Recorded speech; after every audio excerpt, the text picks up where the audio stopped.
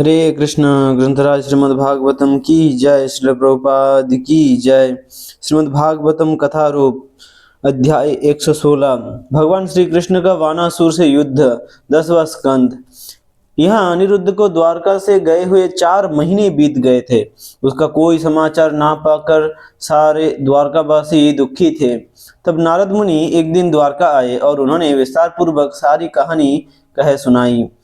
कृष्ण बलराम के नेतृत्व में 12 अक्षौहिणी यदुसेना ने तुरंत सोनितपुर को चारों ओर से घेर लिया।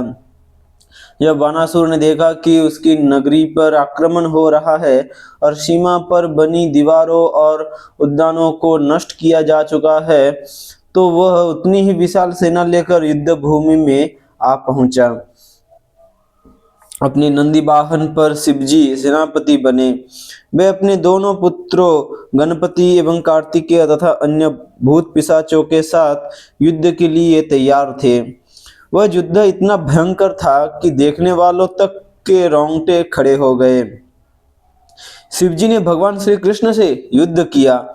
शिवजी ने भगवान श्री कृष्ण से युद्ध किया और प्रद्युम्न का सामना हुआ कार्तिकेय से। बलराम जी कुंभांड से भिड़े सांब बाण के पुत्र से और सात्यकी का युद्ध हुआ स्वयं बानासुर से। सात्यकी का युद्ध हुआ स्वयं बानासुर से। संपूर्ण ब्रह्मांड में इस युद्ध का समाचार फैल गया और ब्रह्मा जी सहित समस्त देवगण इसे देखने के लिए आ जुटे।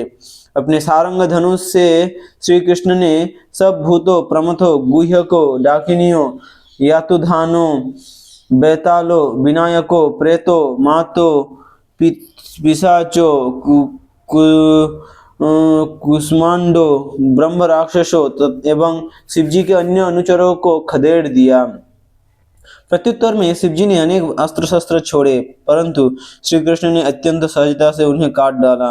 अंत में शिवजी ने अपना पाशुपतास्त्र छोड़ा, परंतु श्री कृष्ण ने अपने नारायण अस्त्र से उसे निरस्त कर दिया। भ्रमित होकर जैसे ही शिवजी का ध्यान थोड़ा हटा, श्री कृष्ण ने अवसर देखकर अपना जम्भाई अस्त्र छोड़ दिया।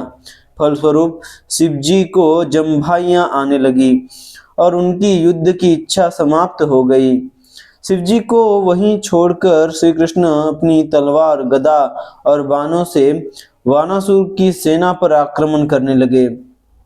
दूसरी ओर कार्तिकेय प्रद्युम्न के बाणों से इतना हताहत हो गए कि कोई उपाय ना देखते हुए वे अपने मोर वाहन पर चढ़कर युद्ध भूमि से पलायन कर गए। कार्तिकेय प्रद्युम्न के बाणों से इतना हताहत हो गए कि कोई उपाय ना देखते हुए वे अपने मोर वाहन पर चढ़कर युद्ध भूमि से पलायन कर गए। देव सेनापति कार्तिकेय प्रद्युम्न से हार गए, युद्ध भूमि से पलायन कर गए, जबकि उनके शरीर से रक्त बहे जा रहा था। बलराम जी ने अपनी गदा से कुंभांड पहले वो था कुंभांड। हाँ, यहाँ पे ये कुष्मांडो है और यहाँ पे जो लिखा हुआ है कुंभांड। हाँ, बलराम जी कुंभांड से भिड़े। तो कुंभांड कौन था? वो हम लोग पढ़े थे, बानासुर के सेना मंत्री थे, बानासुर के मंत्री। तो बलराम जी ने अपनी गदा से कुंभांड का अंत कर दिया और अपने नेता को ठार हुआ देख वानासुर की सेना तितर बितर होकर भागने लगी। अपनी सेना को पराजित होता देखकर वानासुर क्षुब्ध हो गया। सात्यकी को छोड़कर उसने युद्ध भूमि के दूसरे छोर पर खड़े श्री कृष्ण पर आक्रमण कर दिया। अंततः उस भयानक युद्ध में बानासुर की खुजली शांत हो पाई। बानासुर की जो हाथ में खुजली हो रही थी, उस भयानक युद्ध में बानासुर की वो हाथों की खुजली शांत हो पाई। उसने अपने 1000 हाथों से एक साथ 500 धनुक पकड़कर पकड़े और एक साथ 1000 बाण छोड़ने लगा। मतलब एक एक बाण, धनुष से 2-2 बाण।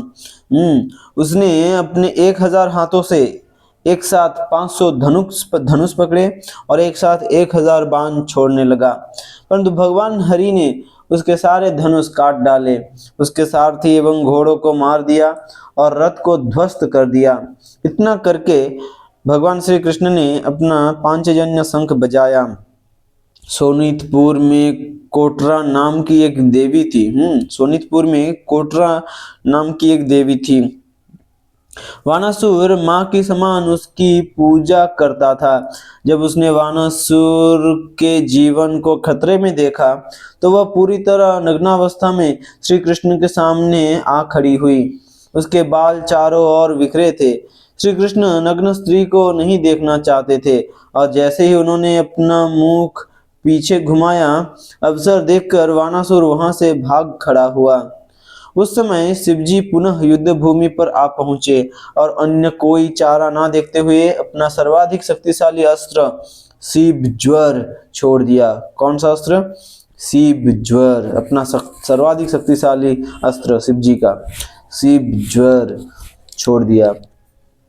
प्रलय काल में जब सूर्य सामान्य से 12 गुना अधिक गर्म हो जाता है, प्रलय काल जब आता है तो सूर्य क्या होता है, सामान्य से जब नॉर्मल रहता है, सूर्य जितना नॉर्मल रहता है उससे 12 गुना 12 टाइम्स अधिक गर्म हो जाता है। तो उस समय ये अस्त्र प्रचंड गर्मी उत्पन्न करता है। प्रलय काल में ये अस्त्र शिव ज्वर प्रचंड गर्मी उत्पन्न करता है। शिव ज्वर के 3 सिर, 3 पैर, 6 भुजाएं, 9 आंखें थी।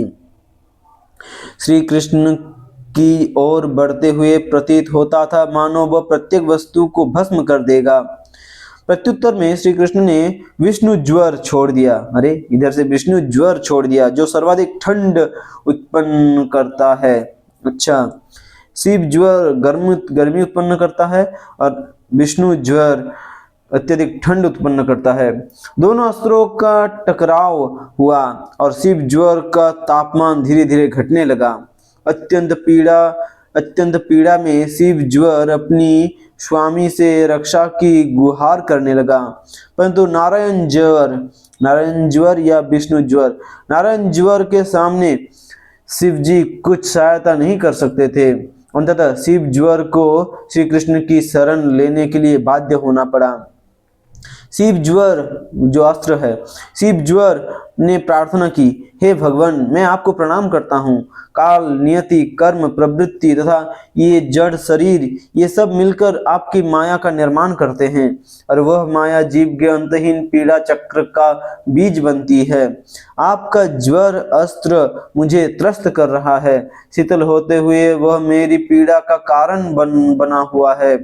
मेरे स्वामी शिवजी नहीं अपितु आप ही है। मेरे स्वामी शिवजी नहीं अपितु आप ही है, कृपया मेरी रक्षा कीजिए। भगवान श्री कृष्ण को बोले, हे 3 सिरों वाले, मैं तुमसे प्रसन्न हूँ और इसलिए अब तुम्हें मेरे अस्त्र से भयभीत होने की आवश्यकता नहीं है। भगवान को प्रणाम करके शिव ज्वर वहां से चला गया। उस समय वानासुर नए उत्साह के साथ पुनः युद्ध भूमि में लौट आया। अपने रथ पर आरूढ़ वह युद्ध के लिए कटिबद्ध था। अपनी 1000 भुजाओं से वह भगवान के शरीर पर असंख्य बाणों की बौछार करने लगा। प्रत्युत्तर में श्री कृष्ण ने अपना सुदर्शन चक्र चलाया और वृक्ष की शाखाओं को काटने के समान उसकी भुजाओं को काटने लगे। किसका? वानासुर का 1000 जो भुजा था, भुजाओं को काटने लगे। जब शिवजी ने अपने भक्त को इस निस्सहाय स्थिति में देखा तो उनकी बुद्धि लौट आई और श्री कृष्ण के समक्ष आकर वे प्रार्थना करने लगे। शिवजी ने कहा, आप परम सत्य है, क्योंकि आप आकाश के समान पूर्ण पवित्र हैं, इसलिए केवल निष्कलंक चित्त वाले व्यक्ति ही आपको देख सकते हैं। हे सर्वशक्तिमान, जिस प्रकार बादलों से छिपे होने पर भी सूर्य आकाश को प्रकाशित करता है, उसी प्रकार प्रकृति के गुणों से छिपे होने पर भी आप आत्म प्रकाशित हैं और प्रकृति के गुणों तथा उनके वशीभूत जीवात्माओं को प्रकट करते हैं। आप संपूर्ण सृष्टि के मूल बीज हैं और जीव आपकी शक्ति के अति क्षुद्र अंश है। जिस प्रकार किसी फल के भीतर बैठा कीड़ा उस फल के पूरे आकार को नहीं समझ सकता, उसी प्रकार बद्ध जीव आपकी भगवत्ता को नहीं समझ सकता। उनकी बुद्धि माया द्वारा भ्रमित हो जाती है और अपनी पत्नी, बच्चों, घर तथा अन्य वस्तुओं से आसक्त व सांसारिक दुखों के सागर में गोते लगाता रहता है। देवताओं का शरीर प्राप्त करके वह कभी इस समुद्र की लहरों पर तैरता है तो कभी निम्न जोनियों में गिरकर समुद्र की तह में चला जाता है। भगवान से मनुष्य शरीर रूपी ये अनुपम भेंट प्राप्त करने के बाद भगवान से मनुष्य शरीर रूपी ये अनुपम भेंट प्राप्त करने के बाद जो व्यक्ति अपनी इंद्रियों को नियंत्रित नहीं करता और आपके चरण कमलों की उपेक्षा करता है, निश्चित ही वह अत्यंत दयनीय है। वह स्वयं को ही धोखा दे रहा है। ऐसे व्यक्ति विष खाने के लिए अमृत का त्याग करते हैं। भागवतम का शिक्षा शिव जी बोल रहे हैं, मैं ब्रह्मा जी तथा अन्य देवता एवं ऋषिगणों ने पूर्ण हृदय से आपकी शरण ली हुई है। ये बानासुर मेरा प्रिय तथा विश्वसनीय अनुचर है और मैंने इसे निर्भय का वरदान दिया हुआ है। प्रहलाद और बलि के साथ इसके संबंध पर विचार करके कृपया इस पर वैसी ही कृपा कीजिए जैसी आपने इसके पूर्वजों पर की थी। भगवान श्री कृष्ण ने उत्तर दिया, हे शंभु, आपकी इच्छा अवश्य पूरी होगी, क्योंकि मैंने प्रहलाद महाराज को वचन दिया था कि मैं कभी उनके किसी वंशज का वध नहीं करूंगा। इसलिए मैं बलि के इस आसुरी पुत्र को छोड़ रहा हूँ। इसकी अभिमान को चूर करने के लिए मैंने इसकी भुजाएं काटी है और इसकी सेना को इसलिए नष्ट किया है क्योंकि वह धरती पर भारी बोझ बन चुकी थी।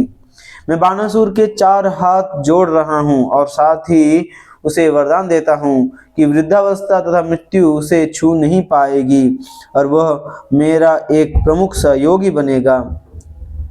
वानासुर ने भगवान श्री कृष्ण के चरणों में सिर नवाकर उन्हें प्रणाम किया। तब उषा और अनिरुद्ध को एक रथ पर बैठाकर वह उन्हें भगवान के सम्मुख लाया। उषा और अनिरुद्ध को सबसे आगे रखकर भगवान श्री कृष्ण ने भगवान शिव से अनुमति ली और एक विशाल सेना के साथ द्वारका की ओर प्रस्थान किया। श्री कृष्ण के आगमन का समाचार मिलते ही द्वारकावासियों ने उनके सम्मान में पूरी नगरी को सजा दिया। जैसे ही भगवान ने नगरी में प्रवेश किया, नगर के प्रमुख नागरिक वाद्य यंत्रों, शंखों तथा ब्राह्मणों द्वारा उच्चारित मंत्रों के साथ उनका स्वागत करने के लिए आ पहुंचे। हरे कृष्ण।